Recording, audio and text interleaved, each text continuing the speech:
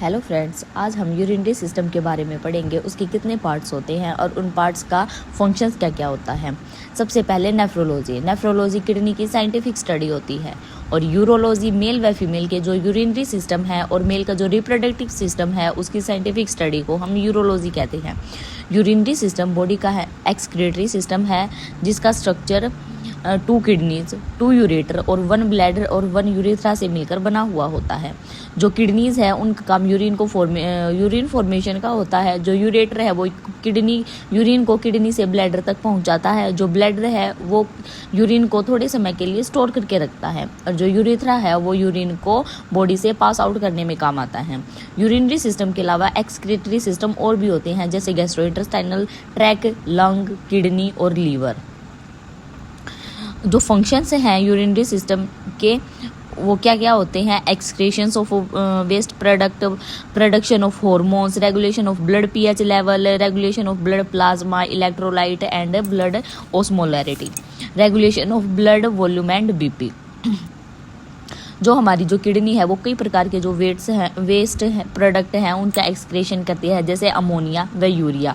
Ammonia और urea metabolism of protein के metabolism से बने होते हैं। यूरिक एसिड है वो मेटाबॉलिज्म न्यूक्लिक एसिड से बना होता है। यूरिया लीवर में अमोनिया से बनता है तथा कुल यूरिनरी नाइट्रोजन का 80 से 90% पार्ट हुआ है।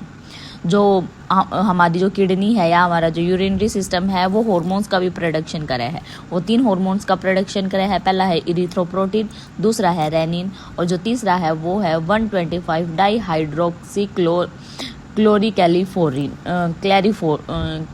क्लैल्सिफोन का निर्माण करती है। जो हमारी जो यूरिनरी सिस्टम या जो किडनी है वो ब्लड का जो पीएच लेवल है उसको रेगुलेशन करे है। जो नॉर्मल ब्लड पीएच लेवल है वो 7.35 से 7.45 होता है। सबसे पहले हम बात करते हैं किडनी की लोकेशन क्या होती है। ये वर्टिब्रल कॉलम के दोनों तरफ T12 से L3 तक डायफ्राम के नीचे और पेरिटोनियम के पीछे की तरफ प्रेजेंट होती है। इसलिए किडनी को रेट्रोपेरिटोनियल ऑर्गन भी कहते हैं। यह 11th और 12th रिब पेयर के बीच में प्रेजेंट होती है। जो राइट किडनी है वो लेफ्ट किडनी के नीचे होती है क्योंकि जो राइट किडनी है उसके ऊपर लीवर होता है। जो किडनी की जो शेप है वो बीन शेप है। जो वेट है उसका वो 135 से 150 ग्राम होता है। इसका जो कलर है वो रेडिश होता है और जो मेजरमेंट है वो 12x6x3 सेंटीमीटर होता है। किडनी का लॉन्गिट्यूडिनल जो सेक्शन होता है अगर उसे हम नेक्ड आई से देखें तो वो उसमें 3 पार्ट्स दिखाई देते हैं। पहला है फाइब्रस कैप्सूल जिसे रीनल कैप्सूल्स भी कहते हैं, दूसरा है रीनल कोर्टेक्स और तीसरा है रीनल मेडुला। जो फाइब्रस कैप्सूल है वो किडनी के चारों तरफ कनेक्टिव और फैटी टिश्यू की लेयर होती है। यह किडनी को ट्रोमा से बचाती है, शेप को मेंटेन करती है और जो सराउंडिंग टिश्यूज हैं उनसे किडनी को जोड़ती है। और जो रीनल कोर्टेक्स है वो आउटर लेयर होती है किडनी की। यह कैप्सूल्स और पिरामिड्स के मध्य एक हल्का रेडिश कलर का एरिया होता है। रीनल पिरामिड्स के बीच में पाए जाने वाले जो कोर्टेक्स हैं उन्हें रीनल कॉलम कहते हैं। रीनल कॉलम में नेफ्रॉन्स के ग्लोमेरुलस व कन्वोल्यूटेड ट्यूब्यूल्स होते हैं। अब है मेडुला का मतलब होता है मैरो या पिच। अंदर के गहरे डार्क ब्राउन जो एरिया है उसे मेडुला कहते हैं। मेडुला लगभग 8 से 18 कोन शेप्ड रीनल पिरामिड्स का बना होता है। जो रीनल पिरामिड्स के जो अपेक्स हैं रीनल पेल्विस की ओर को रीनल पेपिला कहते हैं। मेडुला में लूप या हैनली व कलेक्टिंग डक्ट्स पाई जाती हैं। एक चौड़े फनल के आकार का भाग है जो प्रॉपर जो किडनी में जो बने हुए यूरिन है उसको स्टोर करके रखता है, उसे रीनल पेल्विस कहते हैं। रीनल जो पेल्विस है वो 3 से 5 ml यूरिन को होल्ड करके रख सकता है। रीनल पेल्विस की जो वॉल है वो स्मूथ मसल से बनी होती है तथा ट्रांजिशनल एपिथेलियम से लाइंड होती है। रीनल कोर्टेक्स तथा रीनल पिरामिड्स को रीनल पेरिसाइमिया या फंक्शनल पार्ट कहते हैं। प्रत्येक किडनी की रीनल पेरिसीमिया किडनी की लगभग 1 से 1.3 मिलियन सूक्ष्मदर्शी या फंक्शनल इकाई जिसे नेफ्रॉन कहते हैं उनसे मिलकर बनी होती है। जो नेफ्रॉन की जो संख्या है, जो नंबर्स ऑफ नेफ्रॉन है वे 45 से 50 की उम्र में 1% मतलब प्रति वर्ष की दर से कम होना शुरू हो जाते हैं। जो नेफ्रॉन होता है वो किडनी की स्ट्रक्चरल फंक्शनल यूनिट होती है। प्रत्येक किडनी में 1 से 1.3 मिलियन नेफ्रॉन होते हैं। नेफ्रॉन के 2 पार्ट होते हैं, रीनल कॉर्प्यूस्कल्स या रीनल ट्यूब्यूल्स। रीनल कॉर्प्यूस्कल्स को बाउमन्स कैप्सूल भी कहते हैं। यह ब्लड प्लाज्मा को फिल्टर करके फिल्ट्रेट बनाती है ब्लड प्लाज्मा को, और जो रीनल ट्यूब्यूल्स हैं इनमें से होकर जो फिल्ट्रेट जो फ्लूइड है वो गुजरता है। सबसे पहले बात करेंगे हम रीनल कॉर्प्यूस्कल्स।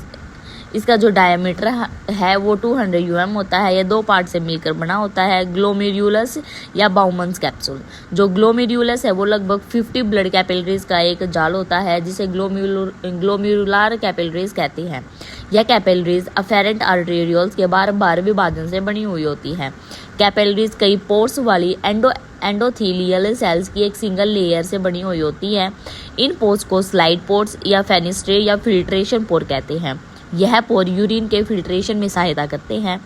ग्लोमेरुलर कैपिलरीज पुनः यूनिट होकर अफेरेंट आर्टेरियोल्स बनाती हैं। जो अफेरेंट आर्टेरियोल्स हैं वे पुनः विभाजित होकर पेरिट्यूबुलर कैपिलरीज बनाते हैं, जो रीनल ट्यूब्यूल्स से एब्जॉर्प्शन और सीक्रेशन में सहायक होती हैं। अब सेकंड पार्ट, बाउमन्स कैप्सूल।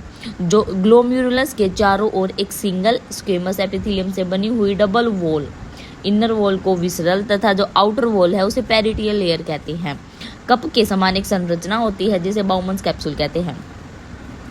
ग्लोमेरुलस से छना हुआ जो फिल्ट्रेट बाउमन कैप्सूल्स में पुनः आ जाता है तथा बाउमन्स कैप्सूल से छना हुआ जो फिल्ट्रेट है वो रीनल जो ट्यूब्यूल्स है उनमें चला जाता है। रीनल ट्यूब्यूल्स क्या होती है? रीनल ट्यूब्यूल्स की जो लेंथ है वो 3 से 6 सेंटीमीटर होती है। रीनल ट्यूब्यूल्स भी 3 पार्ट्स में डिवाइडेड होता है। पहला प्रोक्सिमल कॉन्वोल्यूटेड ट्यूब्यूल्स, लूप और हैनलीज या मेडुलरी लूप। तीसरा है डिजिटल कन्वोल्यूटेड ट्यूब्यूल्स। पहला प्रोक्सिमल कन्वोल्यूटेड ट्यूब्यूल्स या बाउमन्स कैप्सूल के आगे का ज़्यादा घुमावदार भाग होता है। इसका जो लेंथ है वो 14 mm और जो डायमीटर है वो 55 mm होता है। इसकी वॉल क्यूबोइडल एपिथेलियल सेल के सिंगल लेयर से बनी होती है जिसे ब्रश बॉर्डर सेल्स भी कहते हैं। दूसरा लूप ऑफ हैनलीज या मेडुलर लूप। यह भाग पीसीटी मतलब प्रोक्सिमल कॉन्वोल्यूटेड ट्यूब्यूल्स और डीसीटी डिजिटल कॉन्वोल्यूटेड ट्यूब्यूल्स को आपस में कनेक्ट करता है। इसकी जो लेंथ है वो 30 mm होती है। जो लूप ऑफ हैनलीज भी क्यूबोइडल एपिथेलियम की सिंगल लेयर से बना हुआ होता है, लेकिन इस भाग में ब्रश बॉर्डर सेल्स नहीं पाई जाती। नेफ्रॉन का यह भाग रीनल मेडुला में डूबा हुआ होता है।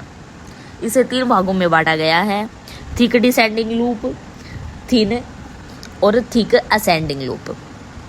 थर्ड, जो डिजिटल कन्वोल्यूटेड ट्यूब्यूल्स हैं उसका जो डायमीटर है वो 50 mm और जो लेंथ है वो 15 mm होती है। यह भाग भी क्यूबोइडल एपिथेलियम सेल की जो सिंगल लेयर है उससे बना हुआ होता है। इसमें प्रिंसिपल सेल पाई जाती हैं जो वाटर के रीअब्जॉर्प्शन के लिए एडीएच के द्वारा रेगुलेट होती है। यह भाग कोलेक्टिंग डक्ट में ओपन होता है। कई सारी कोलेक्टिंग डक्ट्स आपस में मिलकर पैपिलरी डक्ट्स या डक्ट ऑफ बेलिनी बनाती हैं, जो पैपिला में ओपन होती हैं और फिर माइनोर कैलिक्स में खुलती हैं। 3 से 5 माइनोर कैलिक्स आपस में जुड़कर एक मेजोर कैलिक्स बनाती है। मेजोर कैलिक्स रीनल पेल्विस में खुलती है। कोलेक्टिंग डक्ट का जो डायमीटर है वो 400 से 200 mm तथा लेंथ है वो 20 से 22 mm होती है।